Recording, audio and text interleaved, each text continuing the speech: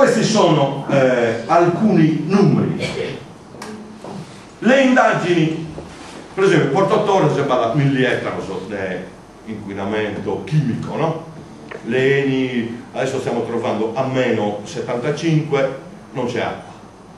Però bada fenolo, tonnuolo, benzene, a meno 75, dove prima c'era la falda d'acqua, ora secondo me è tirata di benzina.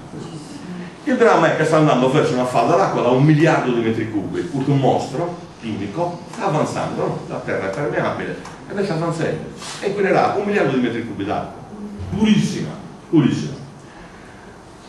La provincia, tramite alcune pressioni eccetera, sta iniziando il risanamento ambientale. Su 1000 ettari hanno fatto già 1500 perforazioni, no? Possono andare canto BV. Su 13.000 ettari, 10 volte tanto, hanno fatto 200 campionamenti. Perforazioni di 1 metro, 1,5 metri, metro. Chi crede usa una particella, può guardare. Su 1000 ettari faccio 1500 perforazioni, su 13.000 ettari, no? Ne fa semplicemente che 200.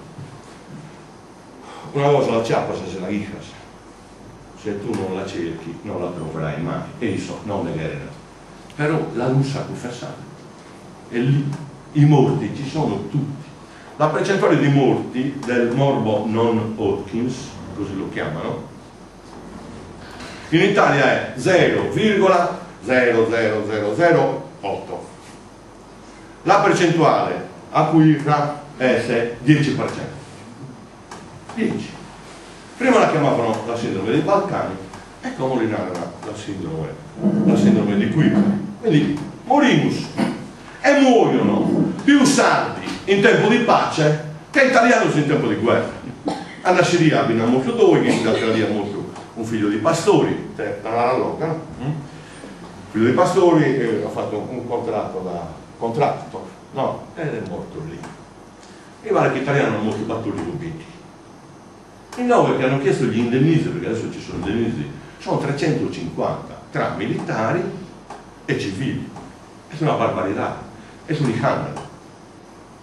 Noi siamo andati a qui e abbiamo trovato un pastore, il Talo, c'ha 900 ettari, che fa, e lugar incomporare, che lugar imbogare, e il Talo di Sicile, non mi canca, no? A corso di restare con un H, con un matro di feghe, se ma non mi canca, non mi vento settano, non è gran pascolo, sono rocce, cisto e tutto quello che no?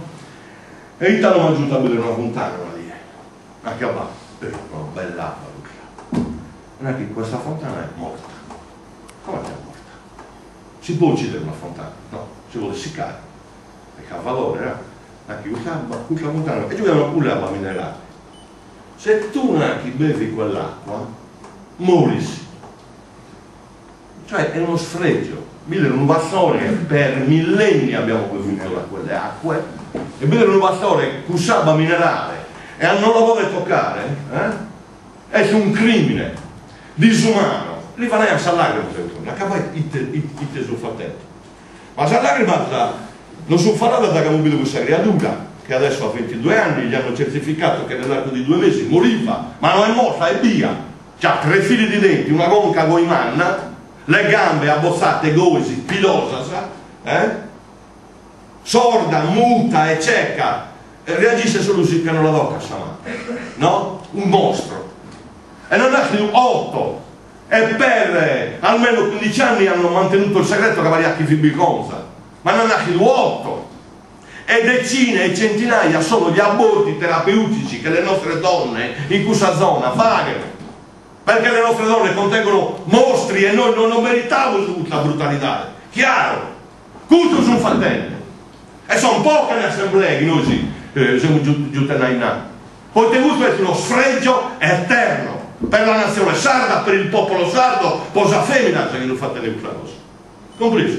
Tutto è succedendo in qui, una brutalità mai vista da nessuna parte, per una parte d'Europa e si verifica in noi. E cosa ha detto? Se mi sono animato, ma questa cosa mi fa vedere mai.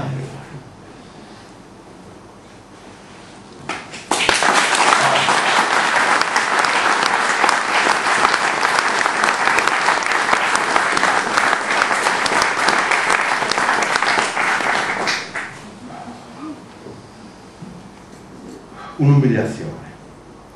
Il Manniloni, che è un grande scrittore della Nuova Sardegna, persona seria, documentato, che ha fatto indagini da un montone di tempo, una die ha intervistato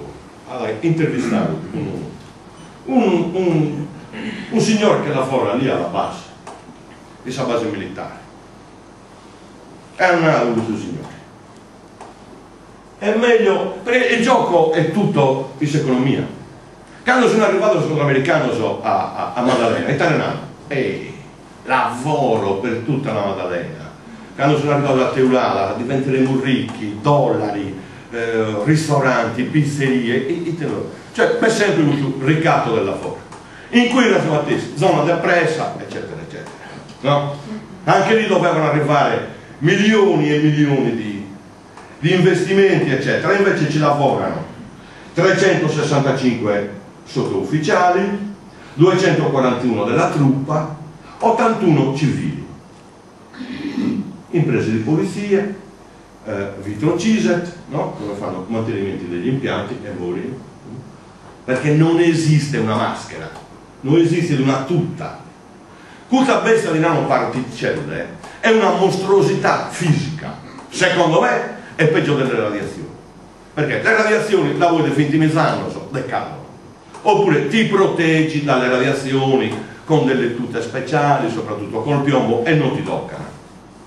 Questa no, questa è incredibile, e l'aspetto più incredibile è che non ne parlino, è che non ne vogliono parlare. Un millimetro quant'è? Lì ci voi cantiamo. Dividiamolo per 1000. Un millimetro diviso per 1000. Questo millesimo lo dividiamo ancora per 360. No? E vedi essere una pallina dove entra qua nella pelle, ma con una bizzasa, entra nella membrana cellulare. La membrana cellulare è il filtro più potente in natura, non esiste un artificio più potente di questo. Cosa entra là? Senza bucare la membrana cellulare, va, si deposita nei cromosomi, modifica il DNA, si accoppiano animali o persone e nasce deforme. Una marea di agnelli con 2 teste, 4 orecchie, 3 occhi, tutto deforme. È incredibile questa cosa. Lo mettiamo a 1 metro da terra, lo mollas, non riusciremo mai a vederlo. Cioè la dottoressa Gatti ha un microscopio elettronico modificato, dove il CNR, l'adesso militare, e gli porta via il microscopio elettronico, che era l'unico, modificato da loro, un brevetto. Solo gli sa di stabilire questa cosa e a certificare queste nanoparticelle. Poi noi insieme a Grillo e altra gente abbiamo fatto una colletta e abbiamo ricomprato il microscopio elettronico a scansione con modificazione gatti montanari. La molliamo su questa particella e impiegherebbe in questa camera, irrocamento, 1 anno a che fare la terra. 1 anno bevono le cantelleria. Ma in Sardegna che maestrale e vola e gira e non la respiriamo e noi andiamo a fare filtro e ci nascono deformi.